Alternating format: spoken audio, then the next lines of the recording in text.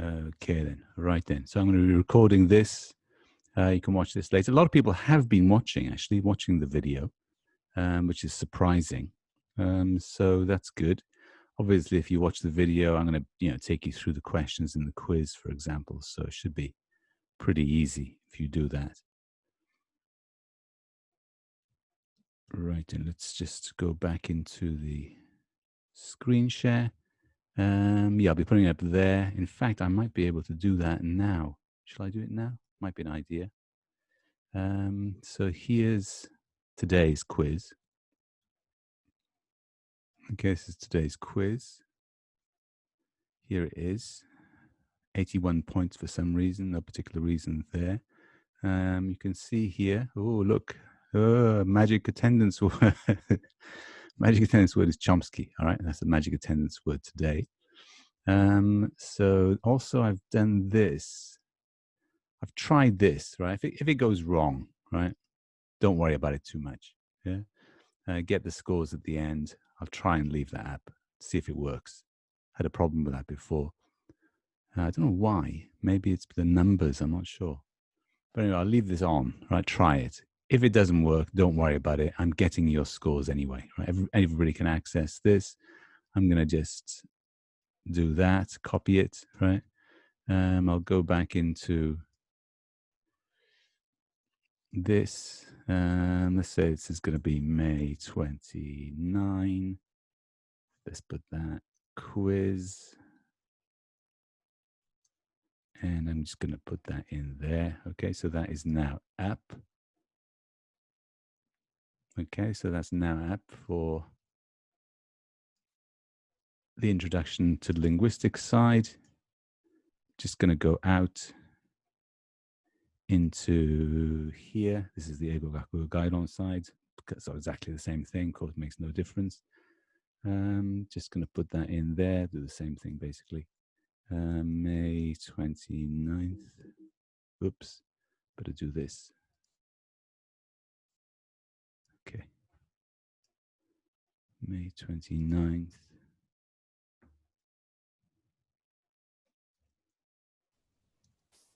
Quiz. And do that there. Okay, so the quiz is now up. You can do that anytime you want. As I say, I've got this attendance thing. Let's have a look at the attendance as we're here. Okay, great. Yeah, so people are doing the attendance. That's nice, right? I mean, as I say to people, don't worry about it too much. If you forget, it's not really that important. It's really just to help me to see if I've got numbers who are interested, essentially. Yeah.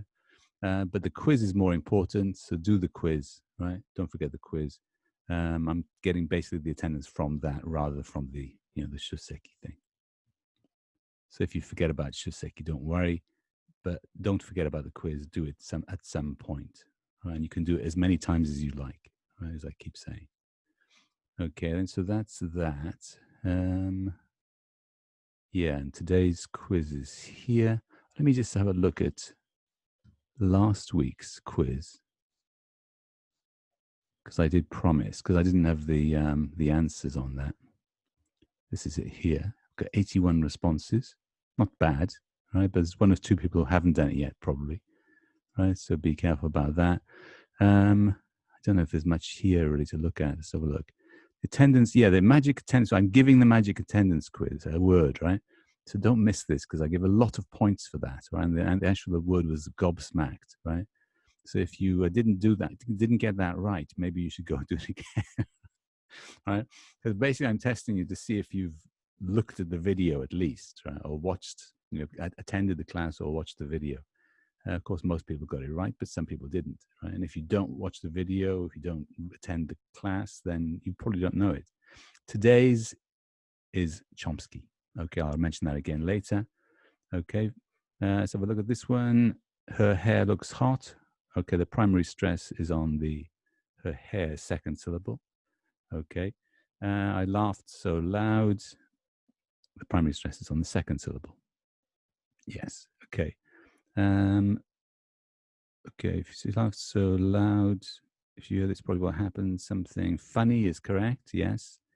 Word is the standard pronunciation in the UK, right? Be careful with this. If it's going to be America, it's going to be word, a word. There's a funny bit there, right? It's not there in British English. Okay. I've forgotten the word. Heavy stress is on the, what is it? Third and sixth. I've forgotten the word. So third and sixth. I've forgotten the word. If you say something you cannot remember. Yes, that's right. Show is a performance. Have you seen the show? Stress is on the first and fifth. Have you seen the show? Yes. Have you seen the show? Yes. You can see the stress here, just these funny marks. Okay, be careful with that. Here, a place very close. Something you wear on your head. No. Here. No, that's not right. Item of clothing. Here. I don't think so. It's a place very close. Here, right? Here. Okay, think and act using your mind. Everybody got that right, I think. Just about. Color similar to red. No. Fishing rod. Primary stress is on the secondary stress, rather. Yeah, secondary stress is on the third syllable. So secondary stress is this little mark down here. Okay. It's not very important, but, we might mention that in the test later. Mobile phone. Okay, this is actually secondary stress on the phone. Okay, that's where the primary stress is. And we use these to communicate orally. Yes. Write with, look at large objects. No. Okay. Mobile phone. Right. Secondary stress on the first syllable. Yeah. Secondary stress is at the bottom, this bit here. This funny little mark. Primary stress is, heavy stress is where the mark is at the top. Trousers, an item of clothing. Musical instrument. No, trousers. Knackered is very tired. Okay, it's in the quiz. It's in the video, rather. Oops. Got somebody coming in. Okay, got 80 people in the class at the moment. Looks good. Gutted, being sad. So it's all in the video. London. Okay, remember London is a capital city. Just about everybody got that right. Remember this funny upside down V is London. And it's exactly the same as this upside down E. Yes, exactly the same sound. The only difference is that when it's stressed, here's the stress, it's the upside down V. And when it's not stressed, it's the upside down E. Don't ask me why. Very strange. Gobsmacked. Gobsmacked was actually the magic word, and it means very shocked. It was in the video. I said it many times. Cock up is a mistake. The bee's knees is something very good. Chunder in UK and Australian English, maybe more in Australian English than in British English, actually, means vomiting. Chunder. Take the piss means making a fool of someone. Baka ni suru, I suppose. Yeah, take the piss. Are you taking the piss? And bollocks, right? Bollocks in UK English, right? This usually means nonsense, right? You say, that's bollocks, right? It's nonsense. Hunky-dory. Secondary stress is on the first syllable. Hunky-dory. See it? Yeah.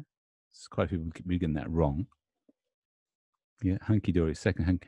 Hunky-dory. So primary stress, the main stress is there.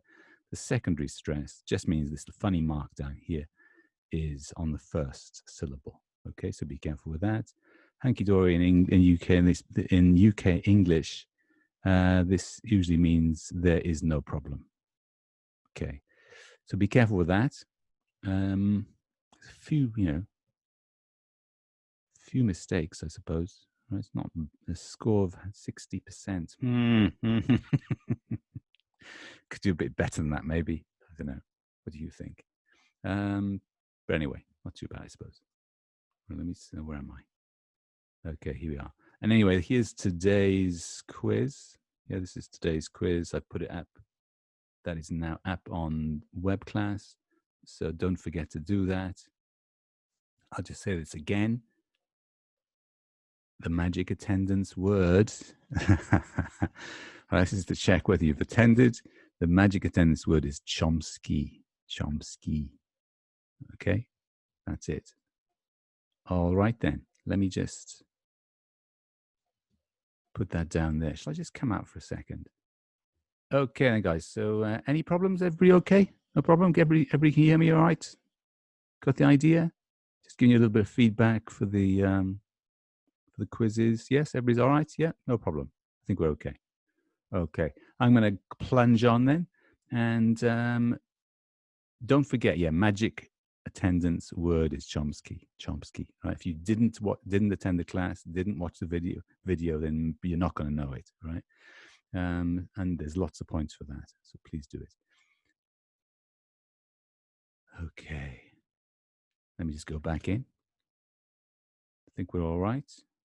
And yeah, if you do have any problems, just put it up in the chat so I can see it. I think I'm going to leave that down there. Move that over there. Okay, here we go. Okay, so we're going to look at, this is today's class. Now, we've been looking at sound so far. I hope that was, basically as a review. Right? You've done, onsegak, you've done these phonetics before. So it's kind of just a review, really. But it's kind of to think about how words kind of split into three parts. You kind of always get this threes idea coming out, or very often you do. And a word is composed of three parts. So you've got sound, grammar, and meaning. And just do a review of sound, get you to think about that. And for a few weeks, we're going to be thinking about generative grammar. Now, if you think about grammar is kind of interesting because in modern linguistics, grammar has become, the only thing. Right? There's nothing except grammar, right? Particularly with Chomsky and linguistics. The magic word is Chomsky. Right? Today's magic word, don't forget. Chomsky. Right? With Chomskyan linguistics, grammar has become everything, pretty much. Right? All the other parts of language have almost been ignored because Chomsky became so important. And I kind of say, maybe that isn't such a great thing in many ways. But anyway, let's have a look. Whoop, what's that? Okay. Anyway, let's move this on. What am I doing? Okay, here we go. Can I do that? Okay, good. Right. So anyway, this is just a quick reminder. We've been looking at this. We've got sound, grammar, and meaning. A word is composed of sound, grammar, meaning. Now that's kind of not, it's not really expected in a way from communication in the world, because I think maybe only humans have grammar. Do only humans have grammar? I might ask that in the test, actually. What do you think? There are animals that seem, maybe they do have grammar. Like whales, for example, seems like maybe they have grammar. It's difficult to say. But we might say that only humans have grammar. Sound and meaning, animals probably communicate meaning through sound, through dancing, by funny displays and gestures and so on. But grammar, maybe that's only human beings. What do you think? Anyway, just a review of that. And we mentioned also, just a review again, what is a word? Word is a kind of sign. There are many signs in nature. and in the animal kingdom. A word is a word. Sorry, a word is a sign. It has sound, grammar, and meaning. It's kind of important. And we've also mentioned that from the theories of Charles Sanders Peirce, there are three kinds of sign. This is kind of interesting, I think. Indexes, icons, and symbols.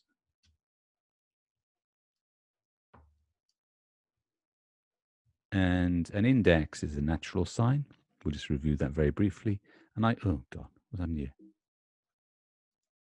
Oops, sorry. An icon is something that looks like something, and a symbol is just something that's agreed in culture. Okay, so if we look at this, for example, an index would be a natural sign. So lightning, thunder, thunder and lightning would be natural signs of bad weather, perhaps, that it's a storm, right? Something directly points to something else, a natural sign. And we assume that animals can read these. Animals can understand natural signs, at least some of them. And an icon is something that looks like something. Here's the Mona Lisa. That's an icon. It looks like this woman. That woman is not there, right? It doesn't directly point to this woman in a sense, but it looks like this person, we assume, right? So an icon is something that looks like something. And you could say a sound might be iconic if it sounds like something. And a symbol is just something that's decided in culture. So in this case, for example, you've got a sound like a is represented with this symbol. That's the symbol, the hiragana symbol in this case. There's no particular reason why it's a. It's just decided in culture. So anyway, those are the main things. Indexes, icons, symbols. Okay, so sound. We've covered sound. We spent 4 weeks actually looking at sound. Now we're going to think about that very briefly. So for example, a scream, if you're scared, right, or shocked, and you go, ah, like then you scream, that might be a natural sign that you're scared or shocked. So that might be kind of index in a way. Yeah, it might be a kind of indexical sound. And something like moo is sounds like a cow. Meow, sounds like a cat. That might be kind of iconic, right? A bit like an icon, that it sounds like something. It doesn't look like anything, but it sounds like that. So it's kind of iconic. So scream might be kind of an index, kind of, like an index sound. Moo, meow, that might be iconic. They sound like something. And then all other words. Oops, somebody coming in.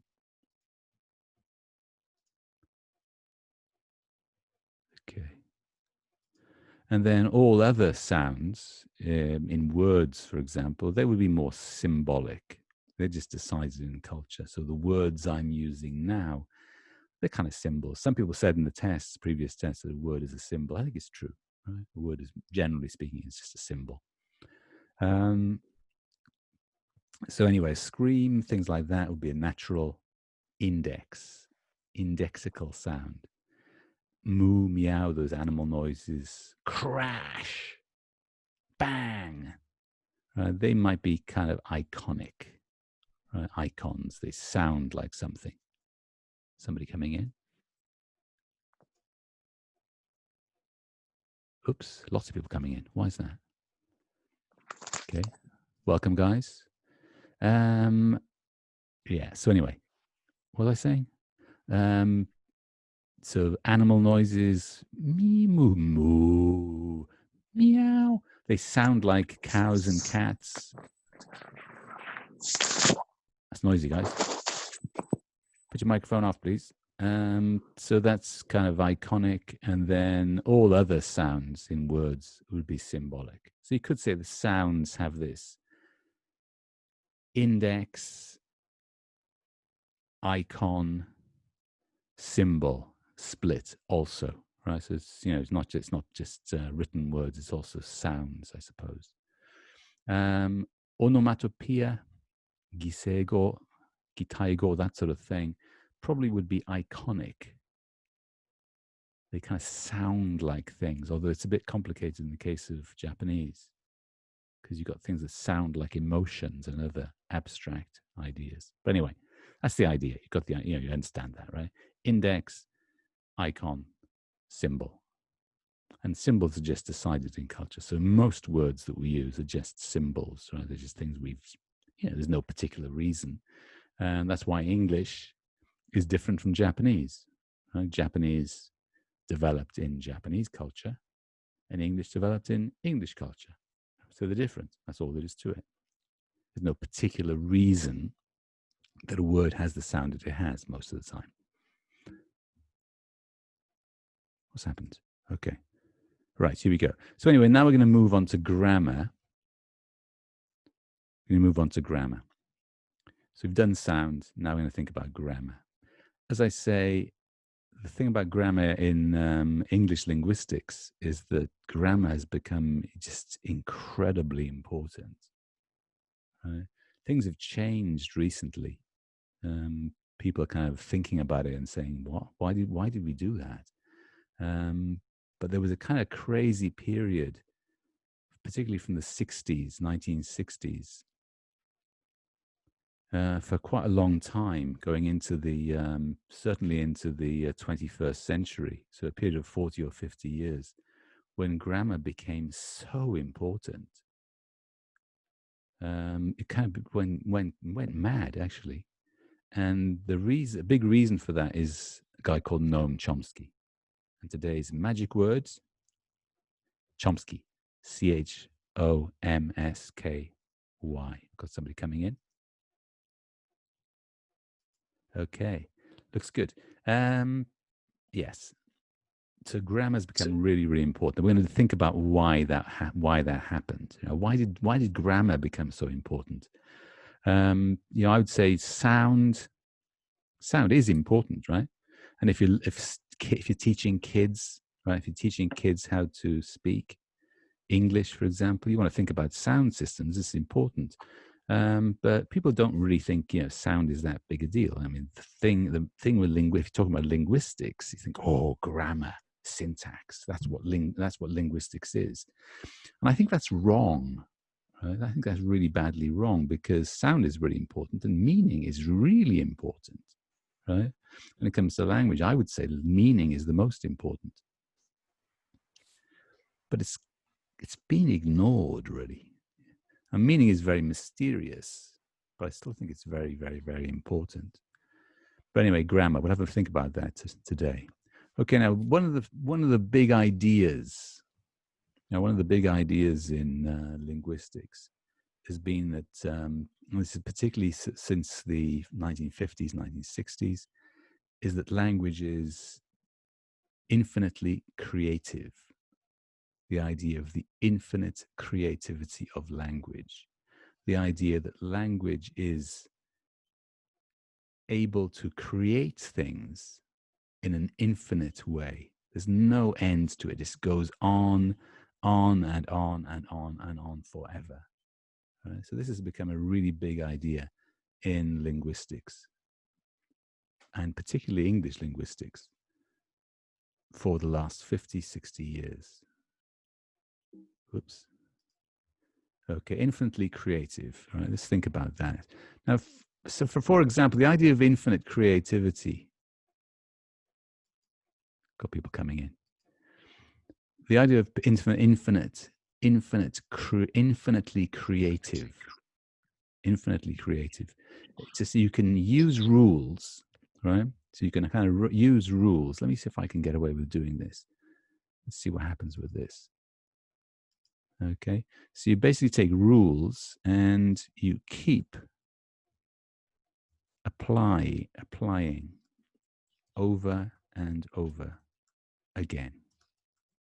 Yeah, so you do it again and again and again and again and again and again and again. Keep doing the same thing. I've lost it already. God, no. Yeah, I knew it. Okay, that's a problem. So you keep applying the same rules over and over and over and over and over again. I can't even see anything. Yeah, that was a mistake, wasn't it? I thought I'd try it, but didn't get away with that. I don't know why he's with this class. For some reason, doesn't like me doing it. Oh, hang on. Maybe I've got a chance here. Ah. New.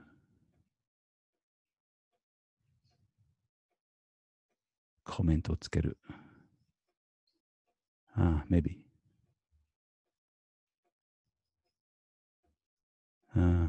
Doesn't like me doing it. Okay.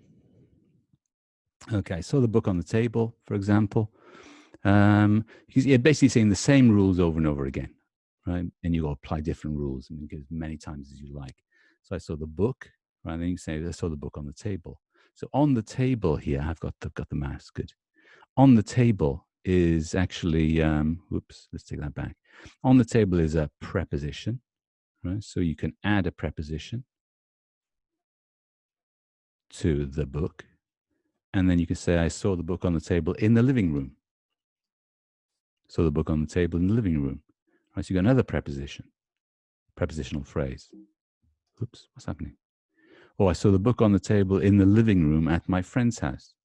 Add another prepositional phrase. So the rule is just keep adding prepositional phrases. Just keep applying it, apply the same rule, keep going on and on. I saw the book on the table in the living room at my friend's house in the countryside, right? They're all prepositional phrases. So you just keep saying you can take a prepositional phrase, add it to a noun phrase. The book is a noun phrase. Add the prepositional phrase on the table, in the living room, at my friend's house, in the countryside. You can keep doing that forever and ever and ever and ever. You can, right? You can keep doing it. It's boring, but there you are. I want to get rid of this. I can't get rid of it now. You sod. So let's see if I can do this. Okay. Right. Good. So then I saw the book on the table in the living room at my friend's house in the countryside. I saw the book on the table in the living room at my friend's house in the countryside near a river. Just keep doing it over and over and over again. I saw the book on the table in the living room at my friend's house in the countryside near a river next to a mountain.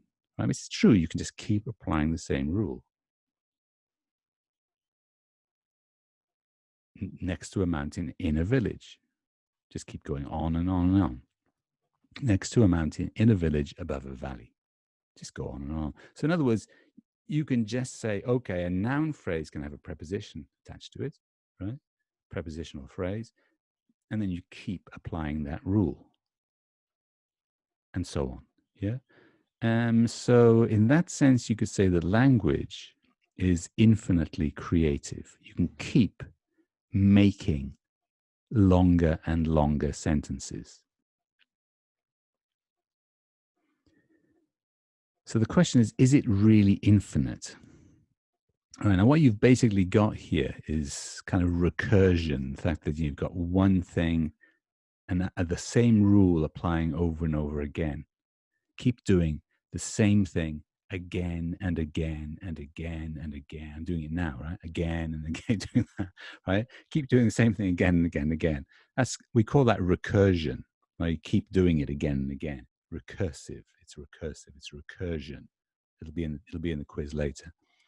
So you just keep doing the same thing again. So it's like having a picture inside a picture, and then there's another picture inside that picture, and then there's a picture inside that picture, right? And it goes on and on and on and on forever, right? So that's recursion. Like that. So you get a picture, one picture, and then inside that picture, you got another, the picture's inside that, and it goes inside and inside and inside, it goes on and on and on and on forever. We call that recursion, right? There's recursion. And Psyche say that's recursion in Japanese. That's what it is. In other words, you keep doing the same thing again and again and again and again and again and again and again and again. Recursion. Okay. It's recursive. It's the adjective. Recursion is the noun. So that's quite important now in modern linguistics, the idea of recursion. You keep doing the same thing over and over again. Okay, so what does it mean? Well, it just means just keep doing the same thing. noun phrase, prepositional phrase, noun phrase, prepositional phrase, becomes a bigger noun phrase, add a prepositional phrase, becomes a noun phrase, add another prepositional phrase, and so on. Just keep doing the same thing over and over and over and over and over, right? So you just keep doing it. That's what it is, right? That's what recursion is. You just keep doing the same thing endlessly, over and over and over again. So that's recursion. Any problems with the idea of recursion? You think about that, it's kind of true. You say, yeah, all right. Yeah, you can make long sentences. I think that you think that I think that you think that I think that you think. You can do that. It's the same rule over and over and over again. But any problems with that? Well, in this case, for example, if you look at a picture, right, you can make a picture inside another picture, and then inside another picture, and then inside another picture, and inside another picture. But eventually it gets really kind of difficult to see, and probably our writing system or our painting system or the computer's pixels, it won't be able to handle it anymore, right? And the picture is going to get blurred and very difficult to see. So you think, well, what's the point? Is there any point? And is it really infinitely creative? Right? Is it really going on forever? No, maybe not, right? And it's a similar problem with language. If you say, I saw the book on the table in the living room at my friend's house in the countryside near a river next to a mountain in a village above a valley and blah, blah, blah, it kind of gets more difficult to understand. And also you get bored, right, listening to that. If somebody keeps going on and on and on like I am now, you get bored with it. It's boring. So it's difficult to understand and boring because it's long, it goes on and on. And also you get confused. Right? It's not a particularly good way to communicate. If you use very, very, very, very, very long sentences, it's going to be very difficult to communicate because people are going to get confused about what you're talking about. So you say, is it really infinitely creative? Is that really an important part of language? Well, Chomsky said yes. Modern linguists said yes. This is really very central to language, but maybe not. Maybe it's not really that important. If you keep talking like this, eventually you'll fall asleep. Maybe you're falling asleep now, right? Listening to me talking. Okay. Or you die if you keep on talking forever, right? Long, long, long, keep it longer, infinite. If it's infinite, you're going to die, right? What's the point of that? So you could ask, is it really infinite? Right? Nothing is really infinite. It doesn't really go on forever. And you also wonder, is it really creative? For example, there was a band in 1976, back in the 1970s, when I was about your age. Right? Tells you how old I am. So there was a band, and they'd made a song called "Little Does She Know," right? And the song went like this, right? Little does she know that she knows that I know she's two-timing me. You can actually find this on YouTube, Kursaal Flyers. It's kind of funny. Or little does she know that she knows that I know she's cheating on me. Yeah. And that was an actual song lyrics, right? That's an actual song. You can find it on YouTube. Now it's easy if you use the copy and paste, you can just keep doing this forever. Little does she know that I know that she knows that I know that she knows that I know that she knows, and so on. It's easy to do, right? It's easy to generate it. It's generative grammar. But it's very difficult to know what it means, right? So in other words, say, I don't know, she doesn't know what I know. She doesn't know that I know that she knows that I know. And you're like, what? What does that mean? It doesn't mean anything. So very quickly, right? Very quickly, it becomes meaningless. There's no meaning. So you say, okay, infinitely creative is very, very important. But is it really that important? Because if you do it, even for a short time, it's meaningless. She doesn't know that I know that she knows. What?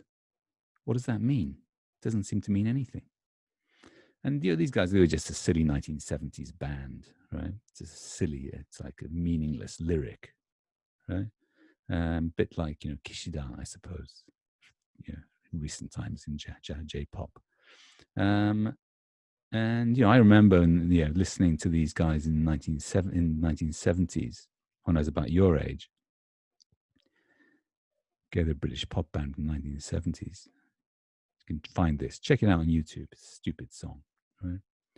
Okay, it's funny, right? But what does that mean? Right? Doesn't mean anything. So the lyrics don't mean anything. So, infinite creativity sounds great, right? Oh, the infinite creativity of language, recursion. Well, okay, maybe, but it's kind of meaningless, right? Very quickly, you can lose track of what people are trying to say. So is this really so important in language? Some people say no. Anyway, so it's little does she know that I know that she knows that I know she's timing me. I mean, hey, what? What does that mean? And also, if you think about it, you've got things like infinite loops, right, going on forever and ever and ever and ever, right? You've got these Matryoshka dolls, is it? Yes, Matryoshka dolls or something, right? You could say, in a sense, it seems like they go on and on and on and on and on forever. You've got a doll within a doll within a doll within a doll within a doll, right? But you can't actually make them forever, right? It gets to a point where they're so small that you cannot make a smaller one. So there's practical limits on this infinite creativity. So if there's practical limits on it, it's not infinite, maybe it's not such a big deal. If you get a picture, the picture gets blurred. You go look inside, smaller and smaller and smaller and smaller and smaller. At some point, the picture gets blurred. It's going to be in the quiz. Particularly in this case, you've got a picture within a picture. Very quickly, it seems that you can't really see it. Yeah, I mean, you get the idea that there's a picture inside a picture, and then there's a picture inside the picture, and you think, oh, that goes on forever, but not really. I mean, you get the idea of infinite creativity. We can use language to express anything.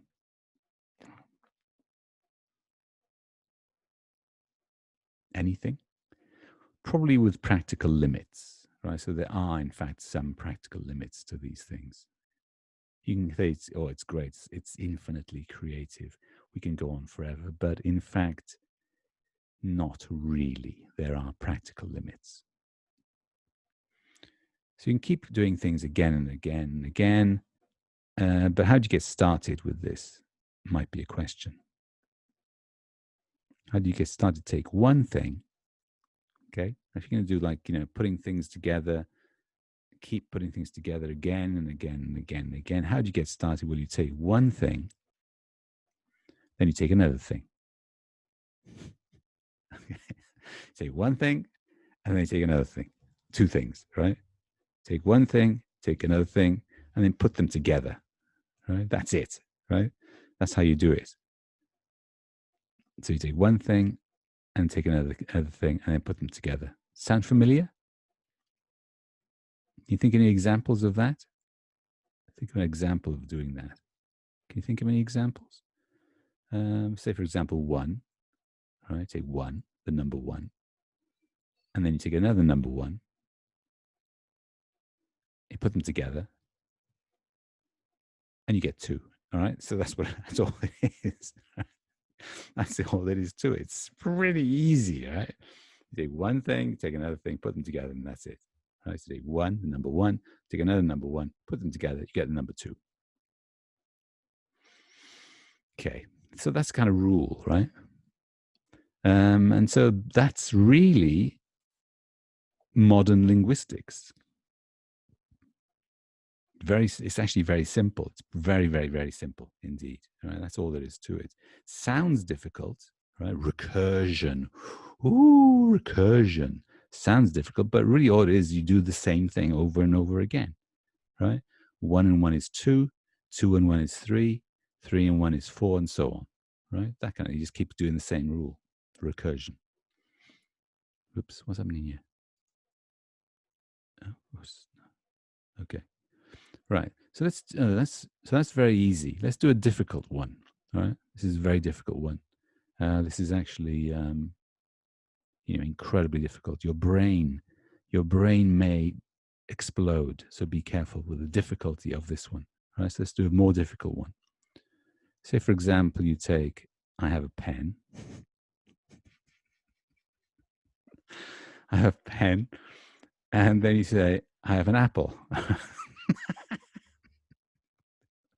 All right. So I have a pen, I have an apple. Right. And so you have a pen and you have an apple and you put them together, right? Oh, you get an apple pen, right? You knew that, right? So pen, apple, put them together, your apple pen, right? So then you've got, this, and then you can actually have a recursive process, right? So you put two things together, right? Now that's the fundamental operation in language. Linguistics, modern linguistics, this is it, right? Take one thing, take another thing, put them together. I have a pen, I have a pineapple pen. All right, so you take one thing, take a pen, take a pineapple, put them together, you got a pineapple pen. Okay, apple pen, pineapple pen. Okay, so you got an apple pen, you got a pineapple pen, put them together. It's a recursive operation, right? It's a recursive operation. So you take an apple pen, you take a pineapple pen, put them together. What you get? Oh, you get pineapple apple pen, right? Now, in a way, it's like, it sounds a bit stupid, but actually it's not completely stupid, right? If you take an apple and take a pen and put them together, you get an apple pen. Okay, fair enough. You take a pineapple, you take a pen, you put them together, you get a pineapple pen. And then you take a pen, you take a pineapple. So you take a pineapple pen and an apple pen, put them together, you get pen, pineapple, apple pen. Why is it pen, pineapple, apple pen? Could be something else, right? Maybe there's some reason for that.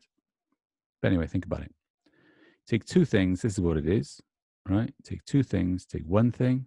Take a pen. Take an apple. Put them together. Apple pen. Take two things. Put them together. You merge them, right? You merge them. Now, for Chomsky, right? Merge, right? Merge is the important operation in linguistics. Merge. Take two things, put them together. You merge them, right? This is the big operation in modern linguistics. 50, 60 years of research. That's it, all right? I'm telling you everything to do with English linguistics, 50, 60 years has boiled down to that, right? Looking for all kinds of different ideas, we end up with merge. What is merge? Merge is just take two things, put them together. That's all it is. Okay? I've just given it to you. That's it. Very difficult. Actually, no, sorry, it's easy, right? It's very, very easy. Okay, it's just a joke about it being difficult. Okay. And then, so you take two things, put them together, and it's recursive, right? So then you can do the same rule again, all right? So merge is a rule. You take two things, put them together. Apple pen. Take two things, put them together. Pineapple pen. Take apple pen and pineapple pen, put them together. Pen, pineapple, apple pen. Merge and recursion. So I'm saying linguistics is very difficult. That's a joke. Merge is take one thing, take another thing, combine them. And then recursion is do the same thing again. Right? Because it's recursive, you can just do the same thing again and again and again and again and again. Right? And you'll do some practice with grammar. Right? You'll do some practice with grammar this semester. And that's really all it is. That's it, right? That's it. That's all you do. You take two things, put them together, right? We're going to just work on that. So you think everything in grammar is you take one thing, take another thing, and put them together. That's it. It's incredibly easy, right? Incredibly easy.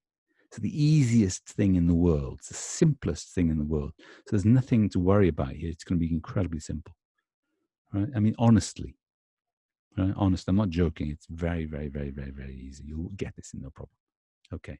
Anyway, so merge. It sounds difficult, but actually it's very, very simple. I have a pen. I have a pineapple. Pineapple pen. Now you could say there's something a little bit interesting. Why is it a pineapple pen? Why isn't it pen pineapple, for example, in this case? Right? Why is that? And then recursion is do merge again. Right? Basically, you say two things, put them together, and then recursion is do the same thing again. So it's very, very, very simple. Right? Apple pen, pineapple pen, pen, pineapple, apple pen. So you take two things, put them together, take two things, put them together, take two things, put them together, and so on. And you build up bigger and bigger and bigger structures. So you start with an apple, start with a pen, put them together, take a pineapple, take a pen, put them together, take the apple pen and the pineapple pen, put them together, and you get the biggest structure. Okay? So it's really simple. That's all it is. It's really all there is to it. So, you could say that Pico Taro invented syntax. Right? Not really. Actually, it's a joke, right? It's a joke. But you kind of get the idea.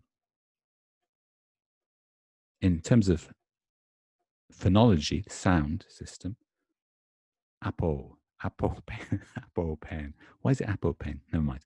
Anyway, that's kind of, phonology. Right? Apo. Why is it Apo? Right? That's a phonological question. To throw that out there. Don't worry too much, right? Anyway, let's see how this works in language. Right? Now, this is grammar, but it's really simple. You've got things in language. It seems that we're always putting things together, right? Take one thing, take another thing, put them together, right? That's fundamental to language, but it's not just grammar, right? It's kind of fundamental to language and the way we use language. So, for example, you might have metaphor, right? Where you say one thing is another thing, right?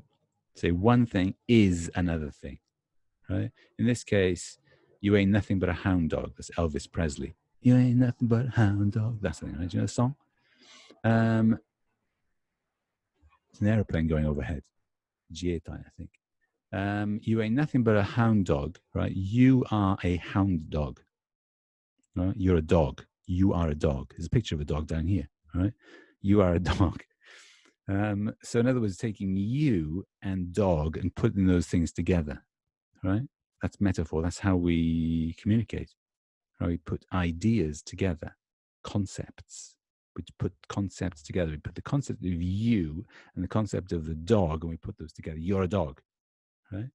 That's a metaphor. So you take, I have a you, I have a hound dog, hound dog you, right? It's a bit like pen, apple, pen, apple, pen. You, dog, you dog. You could say, and we use these metaphors all the time, right? We do this all the time. So we say, for example, the class was a nightmare. Oh, that class was a nightmare. It was just a nightmare. Is a very bad dream. The class was a bad dream. Yeah. I have a class. I have a nightmare. Nightmare class. Right? Nightmare class. Right? So that's metaphor. We do it all the time. It's not just grammar. That's not grammar, really. Right? It's ideas. So we're always combining ideas. You could say, for example, my teacher is a pussycat. My teacher is a pussycat. You take the idea of a teacher, you take the idea of a pussycat. I have a teacher, I have a pussycat. Pussycat teacher. You get this idea of a pussycat teacher.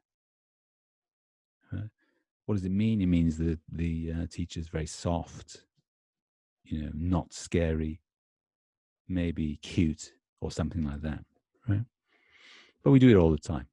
You say, she has a heart of gold, right? So her heart of gold heart. She has a gold heart. Her heart is gold, right? Her heart is gold.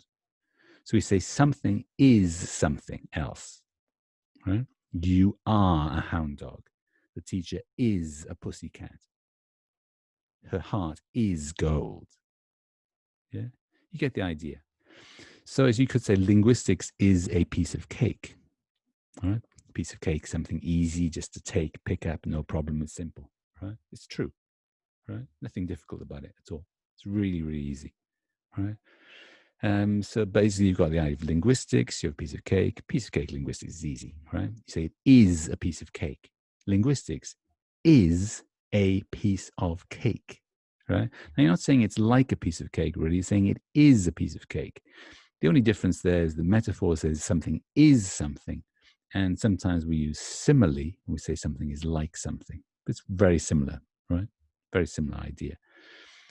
Piece of cake, it's nice, sweet, just sitting on a plate, waiting for you to take it. Yeah, it's easy, right? This is an easy course, really. Yeah, no problem. Pen, pineapple, apple, pen. I suppose you could say, why is it not apple pen, pineapple pen? Why is the structure? Why is that? Why does it work that way? That's maybe an interesting question, but don't worry too much about that. All right. Put them together. There's certain rules about how things fit together. Right. Maybe there's some reason why it happens that way, but it's a small question. Basically, you've got merge and recursion. You take two things, put them together, and you take the same rule and keep applying it. Okay, then. Now with grammar, we're just thinking, how does that work? Right? How does that work with words? It's merge and recursion. Now, this is really incredibly easy.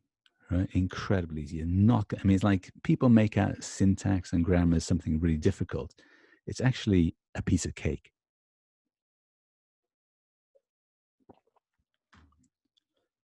So how does it work? Let's say, for example, you have a verb, right? Let's say, for example, you have a verb like ketta, right? This is the past tense of kick, right? Basically. So you take this word. Now, this word combines, right? Merges with another word, right? Now, how does it merge, right? So think about what that word like ketta, what can that merge with, right? It can merge with something, right? Merge. It can merge with something. I have a ketta, I have a something else. What kind of thing can it merge with? So this is kicked, right? Now, one way of thinking about this, you can say the idea of valency, right? Now, valency sounds very difficult, but the only thing, valency just means, right? It just means what the verb wants or what the word wants. The word needs something, right? Or wants something, right? And that's its valency. So think about the word kicked, right? Kicked or ketta in Japanese. Doesn't make a difference really. It wants something, right? If you just say kicked, that doesn't mean anything, right? Kicked what? And who kicked it, right? Say kicked, right? That doesn't mean anything. If I just go kicked, right? And you go, what are you talking about? Kicked. That doesn't mean anything. That's because a word like kicked, ketta, right, needs something, right? It needs something or it doesn't have any meaning. Yeah? Doesn't have any meaning. Doesn't communicate. Needs something. So what does it need, right? Now, the things that it needs, we could call it the valency. You can also say subcategorization. So I'm going to call it valency, right? Because I like valency. And it happens in the world, in science and so on. Okay, so what's the valency of a verb like ketta or kicked? Think about it for a second. You can probably guess. Well, it's like one thing it needs, right? Not so much in Japanese in a sense, but actually it's true, right? It needs a subject, right? And it needs an object, right? So a verb such as kicked needs a subject and an object. Just needs it, right? So it wants it or it needs it, right? So it needs a subject and an object. Okay, then. Now let's combine this, right, with something else. So let's combine this with a noun phrase, right? So you could say that the whoops, what am I doing? You could say that the verb ketta needs a subject and it needs an object. And these objects and subjects must be noun phrases, right? They must be noun phrases. So this is the rule. And say, for example, we take a verb like boru or the ball, right? And I've put this thing here. This is ak. This means like accusative case. Just means it's an object, right? This is an object. So wo means it's an object, all right? Just means it's an object. Oh, that's an object. An accusative case just means that it's an object. It is marked as an object. It has to be an object. Okay? So then you've got this, the whole thing up here. You take a verb, you take a noun phrase. I have a verb, I have a noun phrase, put them together. A verb phrase. Okay? Verb phrase. I have a verb, I have a noun phrase, put them together. You have verb phrase. And the valency here is. Now the valency has gone down. Check this out again. If we look down here, the valency is two things, a subject and an object. Put that there. Now the valency is just a subject. Just the verb phrase only needs a subject, right? It only needs a subject. So you do that, and then you get the sentence. Say, for example, Ken kicked the ball. Ken ga boro ketta, right? And then the valency is now empty, right? The valency is empty because it's empty valency because now the subject doesn't need anything, right? Ken ga boro ketta, Ken kicked the ball. The verb doesn't need anything anymore, right? So it's kind of saturated. The valency is empty. Okay, it's just, don't worry too much about that. We'll practice this a lot, but you get the idea. It's very, very simple, all right? We're going to practice this, so don't worry, right? Pikataro invented syntax. No, he didn't, right? It's not really true, right? All right, they didn't do that, right? It's a very simple operation. It's very simple. And this is a very old idea, right? First evidence about this about 2,500 years ago, putting words together. It's a guy in Pakistan called Panini, right? He was the first linguist that we know about. And he worked on the grammatical rules of Sanskrit. Sanskrit is an Indian language, very old Indian language. And Panini's rules were, again, infinitely creative, right? So it's a very old idea. Right? Take two things, put them together. It's a really very old, very simple idea. So this is not this. This is sort of rib eye steak Panini, right? This is the infinitely creative rules Panini, right? It's a Sanskrit linguist. Forget about Panini, okay? Anyway, this is a long time ago. So don't do that, all right? This is it, right? The infinitely creative rules for Sanskrit. So this is like not a new idea. This is a really old idea. Over 2,500 years old. And then you could think of the idea that you take using language, using this infinite creativity. This is a very powerful idea, but it's again very old idea. If you look at the Enlightenment, René Descartes, First half of the 17th century, the Enlightenment. And he said, thinking is very powerful, right? Thinking, our ability to think, marks us as human beings. That's what makes us human. We can think. And our infinitely creative ability to think, infinitely powerful, infinitely creative. And our ability to do this depends on language, right? Our ability to think anything, right? Our ability to think anything depends on language. So language is really important. We need language to think. We know we exist because of language. That's what makes us different from animals. Maybe.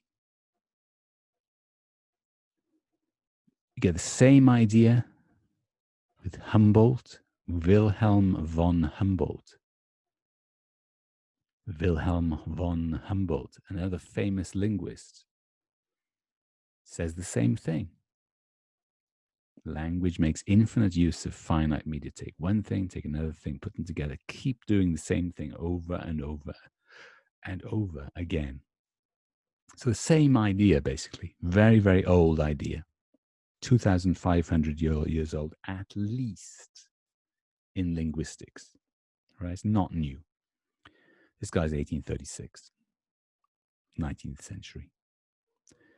Later, you get more important things. The same idea, right? The same idea has been repeated over and over and over and over again. Same idea. And then you get sort of in the 50s, you start to see this guy, Chomsky, appears. Zelig Harris was Chomsky's teacher. But the same ideas about creativity and language, the importance of creativity and language. So Chomsky is today's magic word. Chomsky. Why is he important? Right, just very briefly, I'll mention that. So he's thinking, well, how can language be infinitely creative? How is that possible? Why is that possible? It's not just grammatical rules, right? And he's saying maybe there's something really different and special about our language ability. So our ability to use language is a special thing, right? It's a special thing for humans. Only humans have it. That was kind of the big idea. So he says, maybe language has special rules. Special rules. Maybe we have a special language module in our brain. It's like you have like this, our brains are hardwired for language. And language rules are special. Ooh, exciting. And people like this idea. Universal grammar. That we have special language rules in our brain. That was the idea. Universal grammar. Hardwired in a special part of our brain, the language acquisition device, language faculty, the language acquisition device, special rules built into our brains, only human beings. That's what Chomsky said. And this idea became very, very popular. And grammar became very, very important. We can analyze grammar. If you look at this, oops, where is it? I've lost it. Okay. You can analyze grammar, and this is a very famous sentence, colorless green ideas sleep furiously. You can analyze grammar and understand how our brain works. Okay, so that's really the issue. There's special rules in our brain, language rules in our brain. If you analyze grammar, that means you understand something about the brain. Think about it, right? But anyway, that's the idea. We have special rules in our brain, language rules. Therefore, if you study grammar, these grammar rules, you will understand something about the brain. So people believed this, and it became really important. It was like saying grammar is biology. The deep structure. Understand the deep structure of words. And so back in the 1960s, it seemed very exciting, and grammar became very important. Grammar was going to change the world. So what about now? Have we proved universal grammar is real? Not really, right? I think now it's like, are there special rules for grammar in our brain? I don't know, really. Doesn't seem very clear, right? Do we know language ability is innate, right? Do we know that we have these language rules built into our brain? Not really, right? Not really. It's kind of open to question. And we want you to think about that, right? Do you think we have special grammar rules built into our brain when we're born? Are we born with special grammar rules, right? That's kind of an interesting question. Okay, anyway, I'm going to stop that there for a second.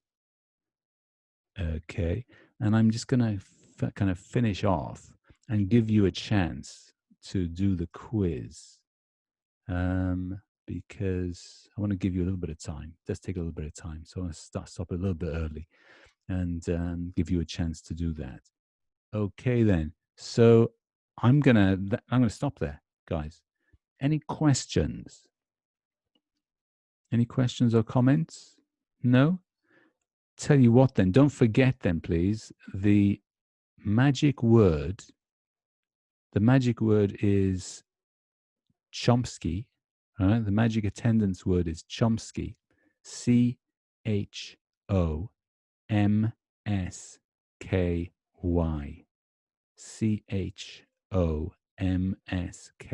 That's the magic word, right? To prove that you've actually attended this class. But that'll do for today. Go to the web class timeline, click on the quiz, do that. Should work, I think, I hope. Right? Hopefully it'll be all right. Let me know if there are any problems, and don't forget to do the quiz. The video of today's class will be up very soon. Okay, then I'm going to stop there. Everybody okay? Give me a reaction if everybody's all right.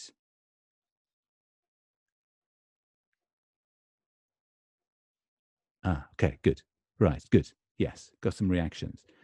If you've got any questions, you can ask questions, or you can put something in the chat area. We're okay? I think we're all right.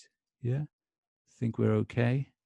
Doesn't look as if there's any problem. Okay, then, guys. Right then. So I'm going to stop there. Go to the web class timeline. Do the quiz at some point. You can take the quiz as many times as you like, and hopefully the answers will come up at the end. We'll see how it goes. If it doesn't work, it doesn't really matter. Anyway, I am getting the scores, and we'll go through it next week. Okay, then. Right then. I'm going to stop there, then, guys. So bye-bye. Bye-bye. No questions, no comments. That's it. Okay, then I'm going to close it down. See you next week.